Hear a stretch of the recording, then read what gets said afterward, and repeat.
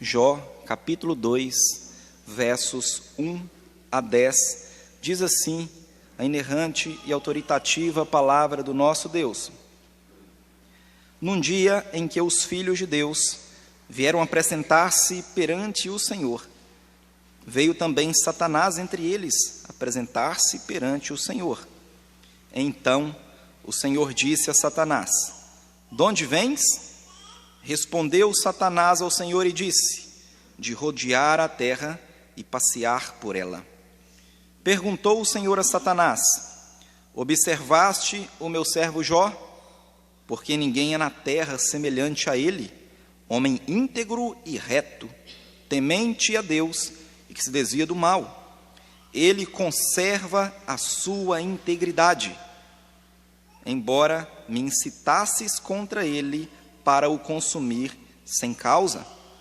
Então Satanás respondeu ao Senhor: "Pele por pele, e tudo quanto o homem tem dará pela sua vida. Estende, porém, a mão, toca-lhe nos ossos e na carne, e verás se não blasfema contra ti na tua face." O Senhor disse a Satanás: "Eis que ele está em teu poder, mas poupa-lhe a vida." Então saiu Satanás da presença do Senhor e feriu a Jó de tumores malignos, desde a planta do pé até ao alto da cabeça. Jó, sentado em cinza, tomou um caco para com ele raspar-se. Então sua mulher lhe disse: "Ainda conservas a tua integridade? Amaldiçoa a Deus e morre." Mas ele lhes respondeu: "Falas como qualquer doida. Temos recebido o bem de Deus e não receberíamos também o mal?" Em tudo isto não pecou Jó com os seus lábios. Oremos. Pai Santo, a tua palavra, o teu livro está aberto, foi lido diante do teu povo, e agora pedimos que o teu Espírito traga iluminação aos corações aqui presentes, para que entendamos e apliquemos a tua palavra na nossa vida. Nós oramos em nome de Jesus. Amém. Jó é um livro de sabedoria meditativa. É aquela sabedoria diante de circunstâncias da vida em que a gente pode aprender com a experiência. Há sofrimento que é fruto de pecado. Sim, é fato. Mas há também outros tipos de sofrimentos que advêm de provações. E esse é o caso de Jó. O autor deste livro é um autor desconhecido, um israelita do período dos patriarcas, e escreveu este que compõe um dos livros de sabedoria que compõem o cânon sagrado. A gente sabe que Deus tem propósitos por trás de todo o sofrimento, mas muitas vezes esses propósitos são ocultos para nós. Aqui nós vemos que a ação do homem diante de situações controladas, ela é menos importante do que a sua reação diante da dor, diante do sofrimento, diante de situações que não temos domínio.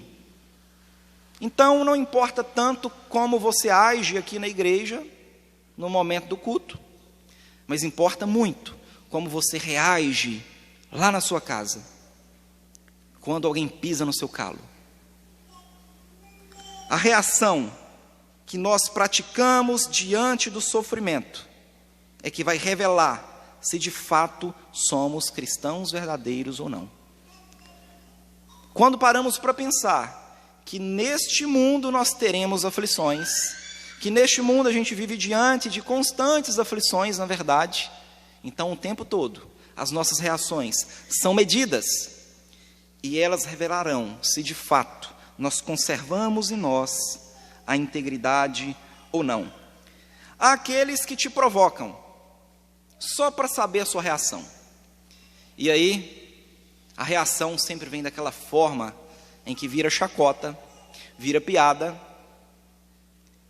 e cansamos de ver isso por aí, nas escolas, o bullying, essas provocações para que a sua caricatura seja traçada. E assim, aquilo que te contraria vai revelar quem você é. Quem você é?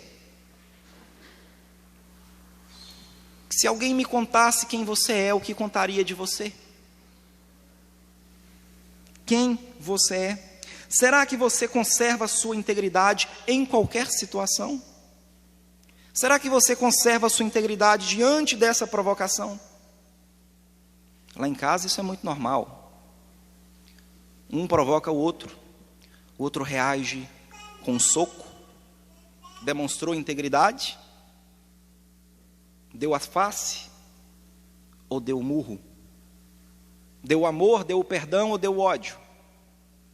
De fato, diante da vida, nós revelamos quem nós somos, e o sofrimento, ainda muito mais, revela quem somos.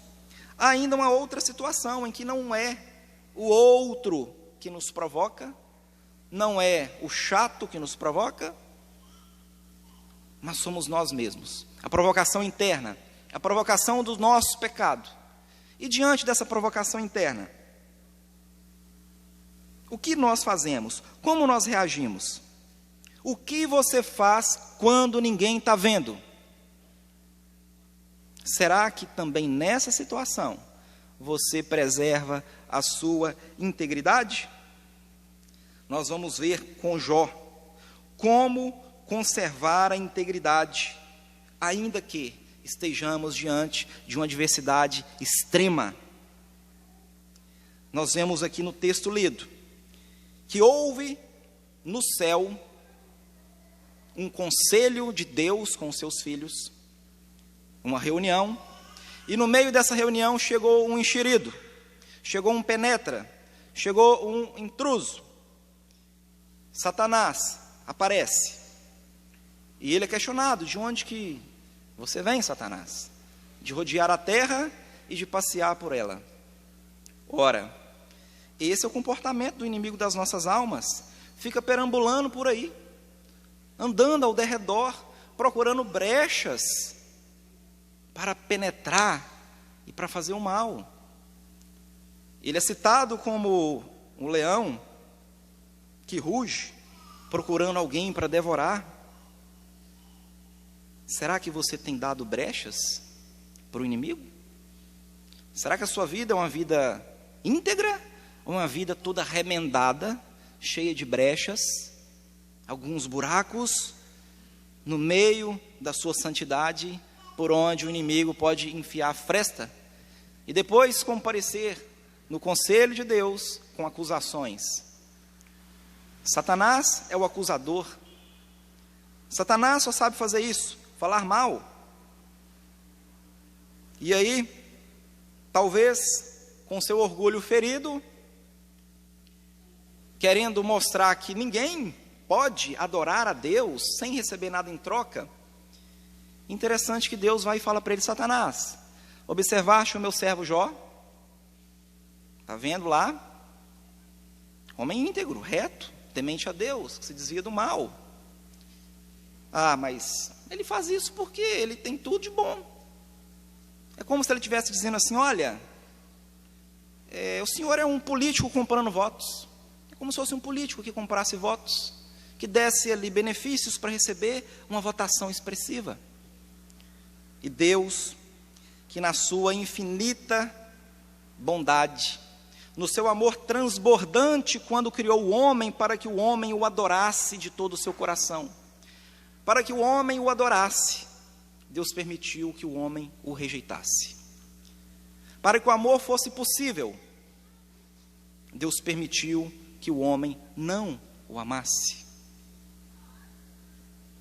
E assim, a questão que é posta aqui é justamente essa: será que alguém pode amar a Deus mesmo sem receber algo em troca? Ou todos nós somos crentes interesseiros, como aqueles eleitores que votam nos políticos porque quer que a conta de água e de luz seja quitada, porque quer um emprego, porque quer alguma coisa particular para si, e não o bem geral de uma cidade, de um estado, de uma nação.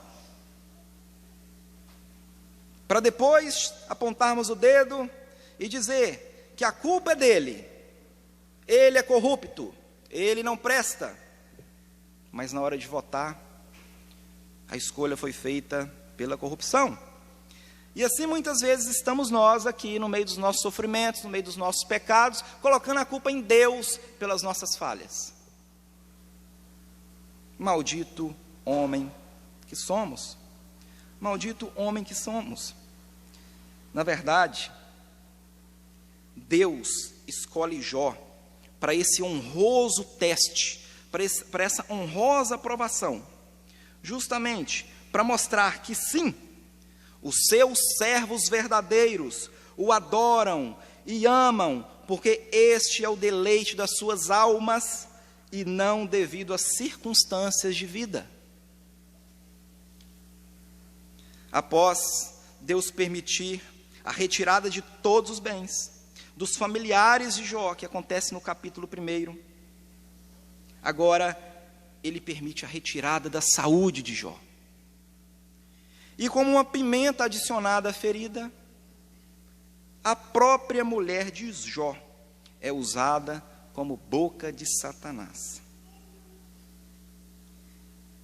Irmãos, que Deus tenha misericórdia de nós, que Deus nos ajude a conservar a integridade, que Deus nos ajude a amá-lo porque o amamos, e não amá-lo porque queremos carro, casa, salário alto, vida tranquila. Não. Tenhamos a consciência que Deus pode nos chamar para glorificar o nome dEle por meio do nosso sofrimento. Deus pode sim permitir que o nome dEle seja glorificado na nossa vida por meio da bonança, mas também por meio do sofrimento. E o que nós precisamos aprender aqui nesta noite é como conservar a nossa integridade no meio dessa vida de sofrimento que temos, enquanto aguardamos a nova pátria, enquanto aguardamos ao retorno do Redentor que vive para nos buscar. Por favor, leiam comigo o verso número 3. Jó 2:3. Perguntou o Senhor a Satanás: observaste o meu servo Jó? Porque ninguém há na terra semelhante a ele, homem íntegro e reto, temente a Deus e que se desvia do mal. Ele conserva a sua integridade, embora me incitasse contra ele para o consumir sem causa. Começando do final, consumir sem causa. Volte lá no capítulo 1, verso 9. No capítulo 1, verso 9, Satanás responde ao Senhor assim: porventura Jó debalde teme a Deus? Essa palavra debalde é exatamente a mesma palavra aqui no capítulo 2, verso 3, sem causa. Então Deus está usando de ironia aqui com Satanás. Está vendo? Olha lá. Deixei você tirar os filhos, deixei você tirar casa, bens, o gado, servos, e ele ainda conserva a sua integridade, embora debalde me tenha pedido, me tenha incitado contra ele. Então ele usa essa palavra sem causa, mas ele ainda conserva a sua integridade. Jó permanece firme, fiel. Agora indo para o início do verso: observaste o meu servo Marconi? Observaste o meu servo Geraldinho? Observaste o meu servo Diego? Observaste a minha serva Ingrid? Observaste a minha serva Regiane? Troque o seu nome aqui. Coloque o seu nome aqui. Põe aí. Observaste o meu servo, põe o seu nome. Que Deus tenha misericórdia. Se a resposta for assim de Satanás: ah, sim, claro. Esse aí já faz tudo o que eu gosto. Aquele ali já está dominado por mim. Será que você é servo de Deus ou servo de Satanás? Há pessoas te observando. O diabo está te observando. O mais grave, Deus está te observando. E esse Deus pode mandar a sua alma para o inferno. Não temam homens, mas temam aquele que tem o poder de lançar a sua alma no inferno. Deus tenha misericórdia de nós. Deus tenha misericórdia do seu povo. Porque estamos vivendo numa geração que teme homens. Numa geração que vive a idolatria de ser aprovada pelo outro. Uma geração que compra aquilo que não precisa, com o dinheiro que não tem, para agradar quem nem conhece.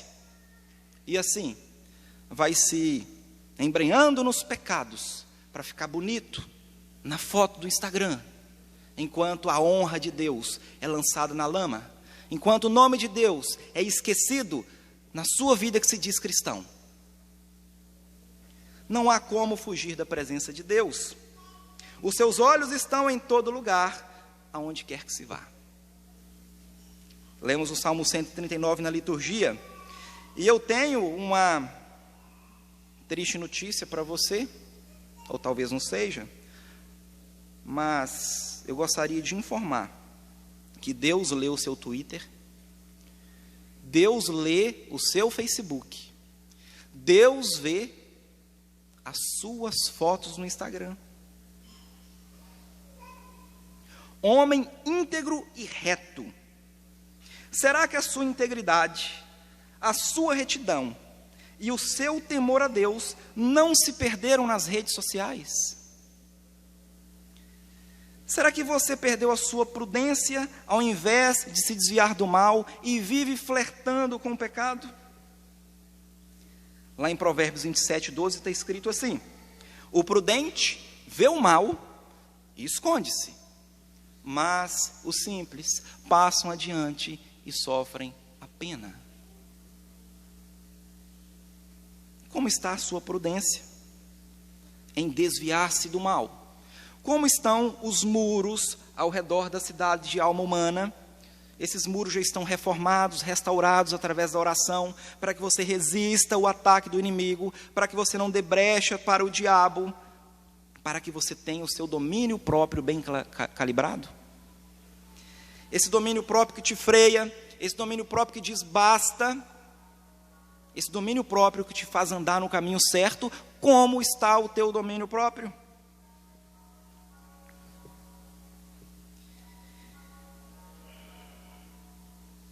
A boca fala do que o coração está cheio.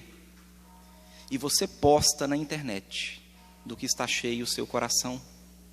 É muito triste, meus irmãos. É muito triste porque eu vejo por aí nos Instagrams da vida que o seu coração está cheio de você mesmo. Será que você pode dizer assim: convenha que ele cresça e eu diminua? Será que você pode dizer assim: já não sou eu mais quem vive, mas Cristo vive em mim? Que Deus tenha misericórdia, irmãos, porque vós fostes chamados para a liberdade, mas não useis da liberdade para dar ocasião à carne. Sede antes servos uns dos outros em amor. Gálatas 5:13.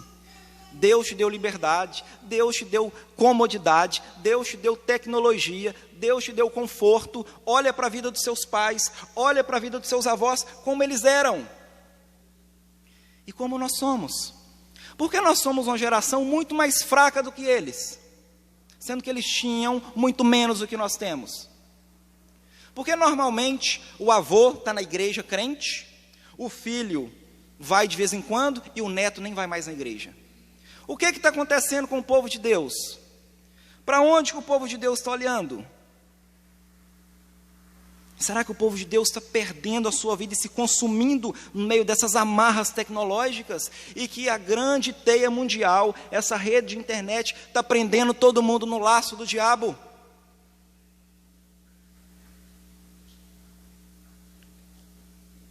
Jó conservava a sua integridade. Homem íntegro e reto, temente a Deus e que se desvia do mal. Eu quero que você reveja, meu irmão, como você tem usado a sua rede social. Sabe por que Jó conserva a sua integridade? Porque ele sabe que o que conserva, o que guarda a boca, conserva a sua alma. Mas o que muito abre os lábios, a si mesmo se arruína. A internet é uma possibilidade de abertura infinita de lábios. Uma palavra que a gente fala ecoa para o mundo inteiro. Que boca aberta, que tamanho de megafone é este que nós temos nas nossas mãos? E aí a gente está usando isso para quê? Quando a gente vai lá, a gente encontra uma fossa, é um esgoto. Eu não estou dizendo aqui para ninguém parar de usar a internet, não estou dizendo para ninguém aqui fechar suas contas nas redes sociais, mas isso é como uma faca. Uma faca, ela serve tanto para cortar uma laranja e se deleitar com aquela fruta que Deus fez, mas também serve para matar. Como você tem usado essa ferramenta que Deus coloca nas suas mãos? Eu não tenho visto muitas postagens de versos bíblicos, eu não tenho visto muitas postagens de encorajamento. Apenas futilidade atrás de futilidade. E quando eu digo que eu não tenho visto, é porque eu não estou vendo também nos meus.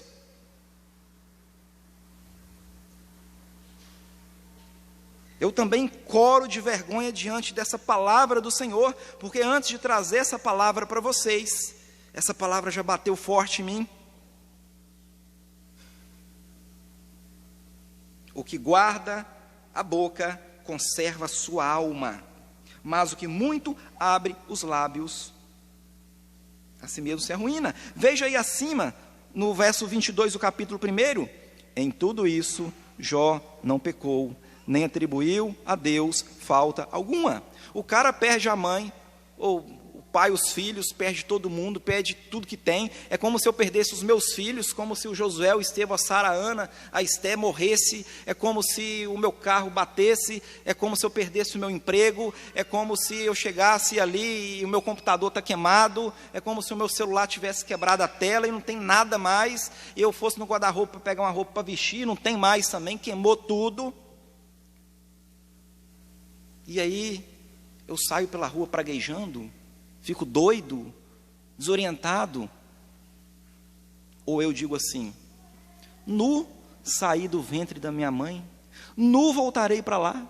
O Senhor deu, o Senhor tomou, bendito seja o nome do Senhor.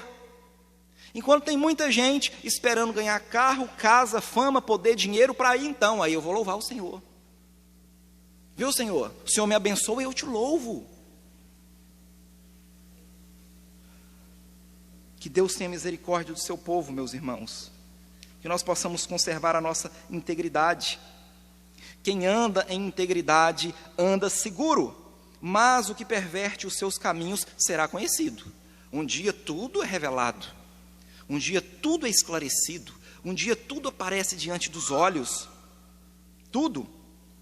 Mas sabe o que é integralidade? O que é integral? O que é ser integral? Você é integral? O que é ser integral? Quando fala de integral comigo, eu lembro de arroz integral. Primeira coisa que me vem à cabeça, arroz integral. E o que é um arroz integral? É um arroz que preserva as suas propriedades. É um arroz que não sofreu decomposição. É um arroz que não sofreu manipulação. É um arroz que ele preserva exatamente todas aquelas características para as quais ele foi criado. Você preserva todas as suas características para as quais você foi criado? Para que você foi criado? O que é que você está fazendo aqui? O que é que você está fazendo nesse mundo? Muitos de nós sabem de cor a primeira pergunta do breve catecismo. O fim principal do homem qual é? O fim principal do homem é amar a Deus. Como que é? Quem vai falar aí? Glorificar a Deus e alegrar-se nele para todo sempre. Ok, a lição nós sabemos de cor, só nos resta praticar. A gente tem praticado isso mesmo na nossa vida? A gente tem sido íntegro para este chamado que Deus nos deu desde a fundação do mundo? Aqueles a quem Ele escolheu? Eis a história de Noé. Noé era um homem justo e íntegro. Entre os seus contemporâneos, Noé andava com Deus. Você tem andado com Deus? Ou você tem andado aí com más companhias? Lemos aqui no Salmo 139, o salmista dizendo: Senhor, quem é seu inimigo é meu inimigo. Senhor, eu odeio com ódio consumado. E infelizmente, irmãos, o que temos visto são essas pessoas tendo muito mais influência na nossa vida do que os irmãos da igreja. Temos visto, são muitos crentes seguindo conselhos destes que odeiam a Deus e não recorrem ao conselho do amigo, do bom amigo, do amigo verdadeiro, Jesus Cristo, que fala conosco através da sua palavra. Porque os retos habitarão a terra, e os íntegros permanecerão nela. Mas os perversos serão eliminados da terra, e os aleivosos serão dela desraigados. Provérbios 2, 21 e 22. Vimos isso na vida de Noé. Noé com a sua família permaneceu na terra. Noé com a sua família, por ser íntegro, por andar com Deus, permaneceu na terra. Mas aqueles corruptos, aqueles que foram corrompidos, aqueles que não mais preservavam a sua integridade, aqueles que não mais conservavam a sua integridade, eles foram arrancados, eles foram eliminados, eles foram afogados. E isso vai acontecer de novo, no juízo final, quando vai passar ali o juízo separando ovelha de lobo, tirando o joio do trigo. Você é joio ou você é trigo? Para onde você vai? Você vai ser arrancado dessa terra? Ou você vai ficar aqui, onde vai ser uma nova terra, uma nova Jerusalém, que desce do céu, onde viveremos para sempre, onde não haverá choro, onde não haverá sofrimento, onde não haverá mais lágrimas. Oh Deus, Maranata, venha Senhor, venha Senhor. Jó conservou a sua integridade, mesmo diante do ataque do inimigo. Mesmo após ter perdido tudo, conservou a sua integridade. E o que é conserva? Quando fala em conserva, a primeira coisa que me vem à mente é azeitona em conserva, palmito em conserva. O que acontece com a azeitona que está em conserva? Você deixa ela no armário lá, não sei quanto tempo, ela fica lá. Agora tira do pote, deixa a azeitona lá fora do pote, vê quantos dias vai durar, vê se não vai aparecer bicho lá, vê se não vai feder. A sua vida está dentro do pote ou está fora do pote? Você está dentro do círculo de segurança do Senhor, ou você está fora do círculo de segurança do Senhor? Você está dentro da arca junto com a família de Noé, um homem íntegro que anda com Deus, ou você está fora, nos parques de diversão da vida aí, curtindo a vida aí? Conserve a sua integridade. Crie muros em seu derredor, muros de domínio próprio, para que você conserve no azeite do Espírito, na unção do Senhor, no encorajamento, na perseverança, na força que tem prometida para aqueles que o servem, para que você conserve a sua integridade, para que você não se corrompa, para que você não quebre, para que você aprenda a se desviar do mal, a esconder do mal, para que você aprenda a eliminar, fazer uma limpeza no seu Facebook, no seu Twitter. Quando você abre aquilo lá, aí aparece um monte de coisa estranha, um monte de coisa sensual, um monte de coisa terrível.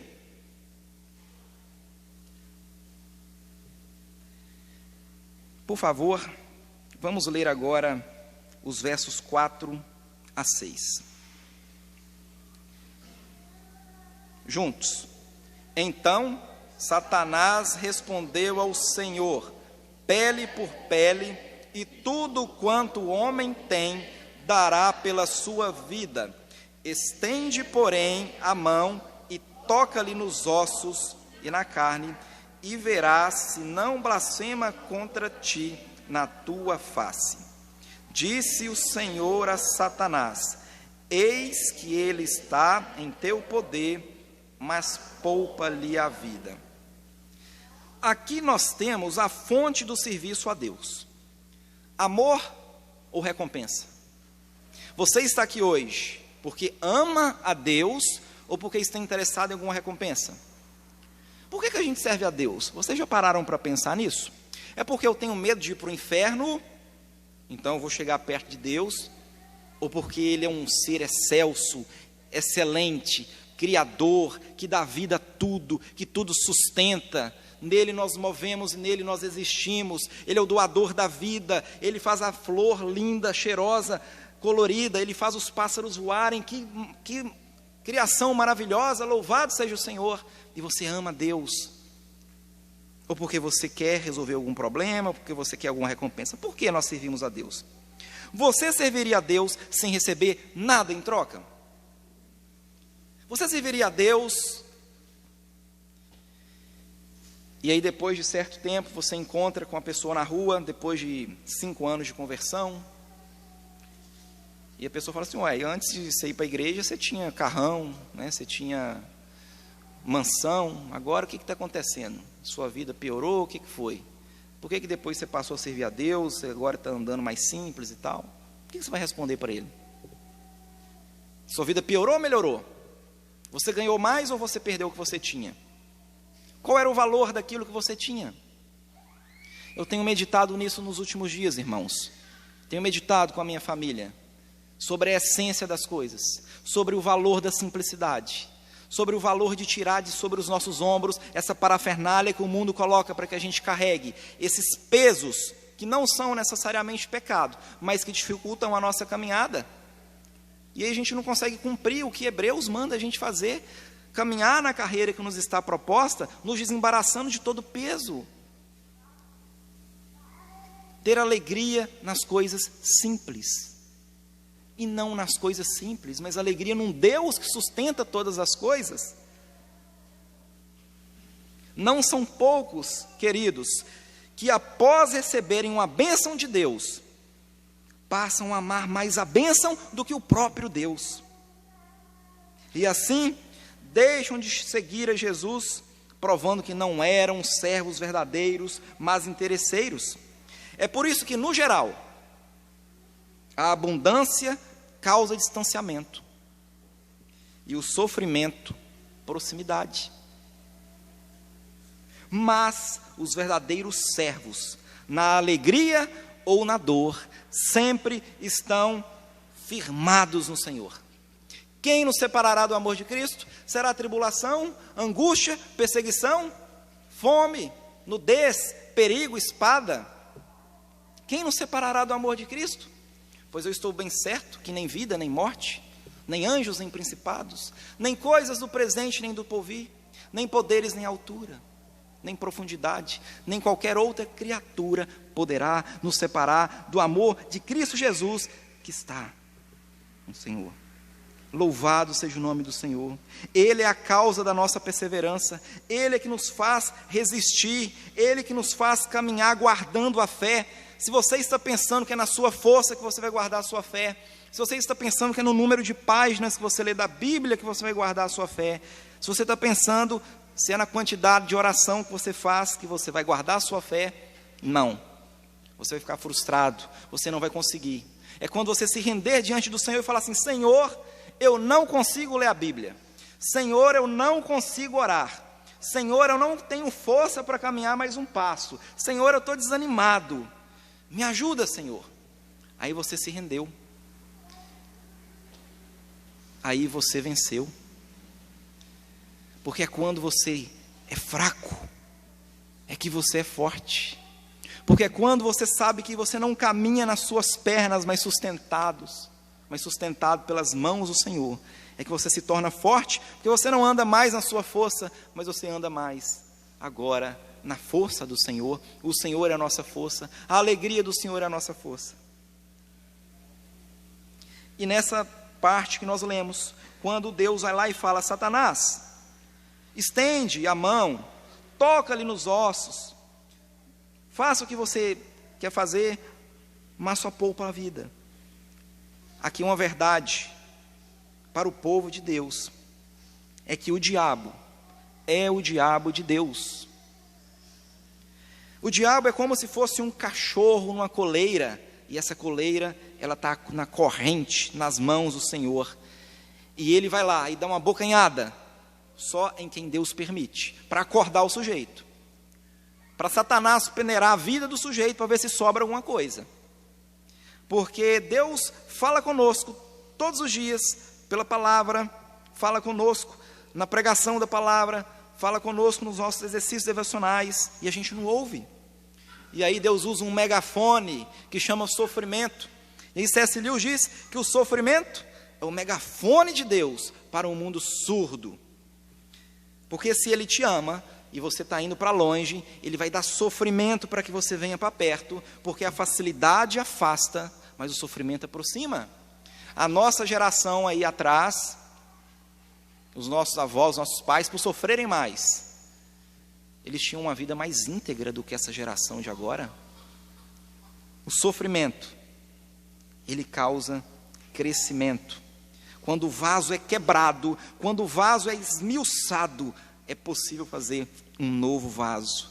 Um vaso que sirva para fins gloriosos e não mais para fins perversos. Por fim, a última parte da mensagem de hoje, leiamos os versos 7 a 10. Juntos, mais uma vez. Então saiu Satanás da presença do Senhor e feriu a Jó de tumores malignos, desde a planta do pé até ao alto da cabeça. Jó, sentado em cinza, tomou um caco para com ele raspar-se. Então sua mulher lhe disse: ainda conservas a tua integridade? Amaldiçoa a Deus e morre. Mas ele lhe respondeu: falas como qualquer doida.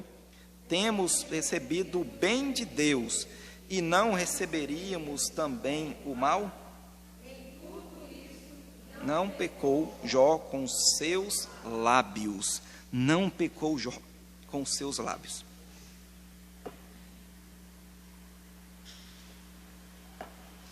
Tem uma expressão aqui nessa parte, nessa perícope, que salta aos olhos. A mulher de Jó falou a mesma coisa que Deus tinha falado para Satanás. Lá atrás, no verso 3, Deus falou assim: Satanás, ele, Jó, conserva a sua integridade. Aí chega a mulher de Jó e fala: ainda conservas a tua integridade? Ora, ela não ouviu a conversa de Deus com Satanás? Por que ela usou a mesma expressão aqui? Porque estava sendo usada por Satanás. Irmãos, os inimigos do homem serão os da sua própria casa. Mateus 10, 36. Mas Jesus, voltando-se, disse a Pedro: arreda, Satanás, tu és para mim pedra de tropeço, porque não cogitas das coisas de Deus, e sim da dos homens. Mateus 16, 23. Meu irmão, minha irmã, vigie. O fato de você ser crente não significa que Satanás não possa te usar como pedra de tropeço, te sugerir ciladas para que você caia, ou mesmo usá-lo como isca para causar a queda de outros. Qual tem sido a postura da liderança dessa igreja? Tem sido uma postura exemplar para servir de padrão para a membresia? Será que nós não temos falhado também? Qual tem sido a postura dos mais velhos com os mais novos? Qual tem sido o exemplo que as mulheres mais experientes estão dando para as mais novas? Qual é o estilo de vida que a gente está compartilhando aqui com o outro? O que a gente tem mostrado para o outro? É a última cirurgia que a gente fez? É a última parede que a gente pintou? É o último aplicativo que a gente descobriu? Ou é uma verdade que Deus falou para a gente? Olha, irmãos, ontem eu estava lendo a Bíblia e Deus falou. Meus irmãos, como eu gostaria de ter mais essas conversas no nosso meio. Quando eu visito a sua casa, ou se eu visitar a sua casa, eu vou sair de lá sabendo mais de futebol, de política, ou eu vou sair de lá sentindo o aroma de Cristo. Eu vou sair de lá vendo que ali é uma casa diferente. Eu vou ver na sua casa uma rotina piedosa, que se preocupa em zelo com a palavra de Deus, com a vida com Deus. E essa vida que te faz fazer tudo em ordem, tudo com uma rotina apropriada, sem excessos, para nada, até para comer. Os inimigos do homem serão os da sua própria casa. Deus tem misericórdia de nós. Deus tem misericórdia de nós. Ainda conservas a tua integridade? Veja que a grande questão desse texto é a conservação da integridade, e a grande questão da sua vida é a conservação da sua integridade. Como Deus vai te encontrar naquele dia? Íntegro, reto, totalmente vigilante para se desviar do mal, temendo a Deus, ou totalmente desleixado, talvez bonito por fora, mas podre por dentro, como um sepulcro caiado, talvez como um zumbi, vive, mas morto espiritualmente. Ainda conservas a tua integridade? Amaldiçoa o teu Deus e morre. E qual é a resposta, meus irmãos, que Jó dá? Mas ele lhe respondeu: falas como qualquer doida. Temos recebido o bem de Deus, não receberíamos também o mal? Em tudo isso, não pecou Jó com seus lábios. Quem guarda a sua boca, conserva a sua alma, mas o que muito abre os lábios, assim mesmo se arruína. Você tem reclamado da vida, você tem murmurado, ou você tem vivido em ações de graças, dando graças a Deus, inclusive pelo sofrimento? Dando graças a Deus, porque uma coisa quebrou, você sabe que Deus controla tudo, então isso é para o seu bem, ou você solta aqueles impropérios, aqueles palavrões, mas nesses momentos, como que você faz? Em tudo isso, não pecou Jó com seus lábios. Sabe, irmãos, ser crente na igreja é muito fácil, mas o que você faz na sua casa? O que você faz lá? Lá nós somos mais livres para sermos nós mesmos. Lá a gente relaxa, a gente baixa a guarda, nós nos mostramos quem realmente somos aos nossos filhos, à nossa esposa, à nossa televisão, o que a gente gosta de ver, ao nosso telefone. Como você tem agido e reagido? Você tem sido um sacerdote no seu lar, ou você tem sido uma pedra de tropeço? O seu lar, ele é uma sinagoga de Satanás, ou ele é uma pequena igreja de Cristo? Não tem como ser meio termo, ou é uma coisa ou é outra. Não, meu lar é mais ou menos é sinagoga de Satanás. Ou você é cristão, ou você não é. Ou você muda a sua vida, ou você não é cristão. Porque não tem desculpa para você não mudar a sua vida. Você tem um Deus que é poderoso, que promete dar força para você caminhar. Você está rejeitando até o Deus que te dá força?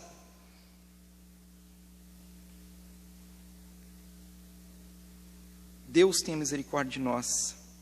Deus tem misericórdia de nós. Certa vez, um tenista americano chamado Arthur Ashe, ele foi considerado o melhor tenista do mundo em 1975. Problemas cardíacos levaram Arthur 2 vezes à sala de cirurgia. E numa delas, ele contraiu o vírus da AIDS. Ele contraiu o HIV durante a transfusão de sangue. Esse tenista mundialmente famoso faleceu em 1993, aos 49 anos de idade, devido à doença. Quando Arthur descobriu essa doença, e quando ele foi anunciá-la já debilitado, ele recebeu uma carta de uma fã.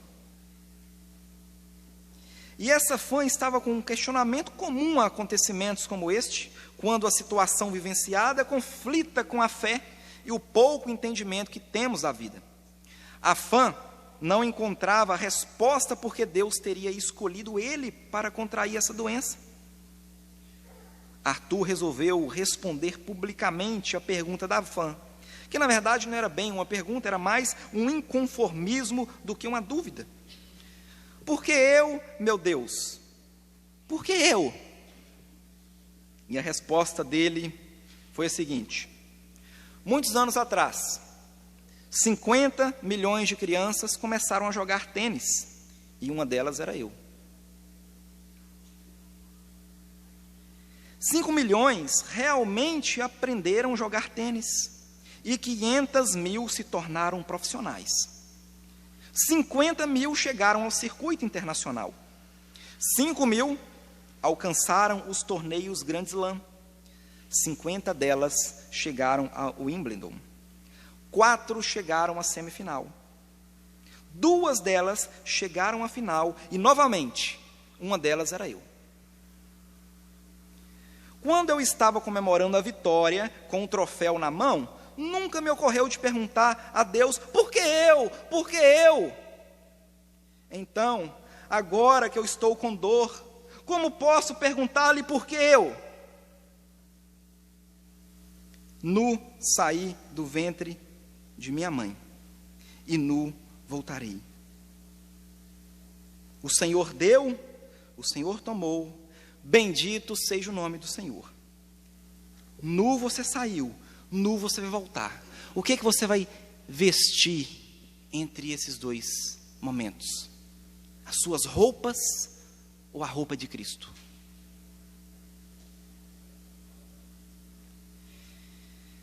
Jó é uma figura que representa eu e você na carreira cristã, diante da oposição do diabo, do mundo e da carne.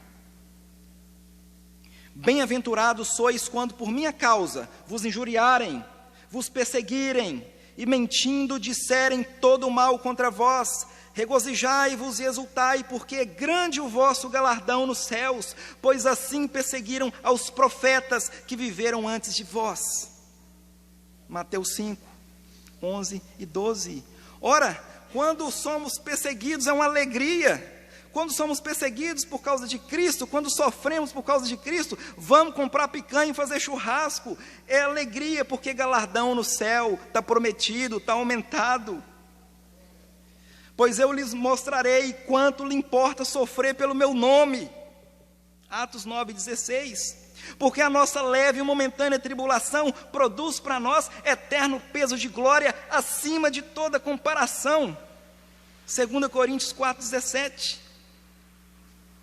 E Jó se apega à crença de que Deus é justo e que proverá para ele naquele momento de dor, naquele momento de aflição, proverá para ele um justificador com J maiúsculo, um defensor com D maiúsculo diante de um diabo que acusa, diante de um diabo que quer o mal, que quer confundir, quer enganar. Enganou Adão e Eva, tentou enganar Jesus Cristo usando a própria palavra.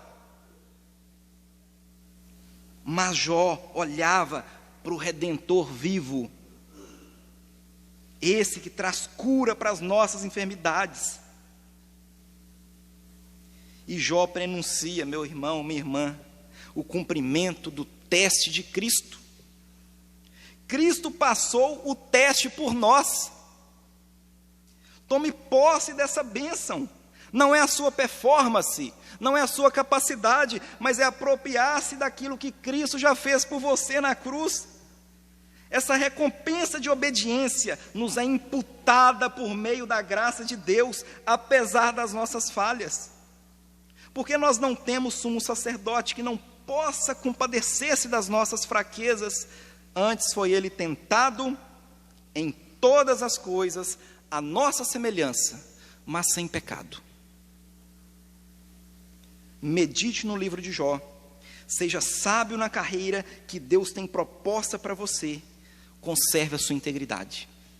Você tem o conservante do Espírito, você tem o Senhor dos exércitos para guerrear a sua guerra, e por mais que você esteja destruído, entrando em depressão, em aflição. Não ande ansioso de coisa alguma.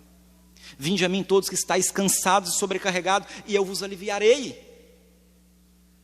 A gente sabe qual foi o fim do Jó. Jó recebeu em dobro tudo mais do que ele tinha. E foi-me bom ter passado por aflição.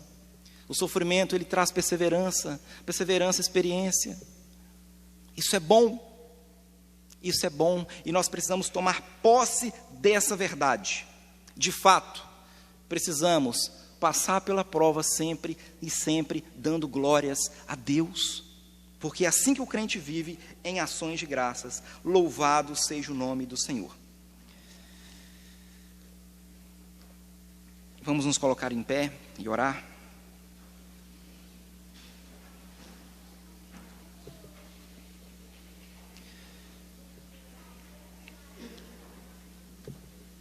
Deus santo, santo, santo, transforma o teu povo, Pai.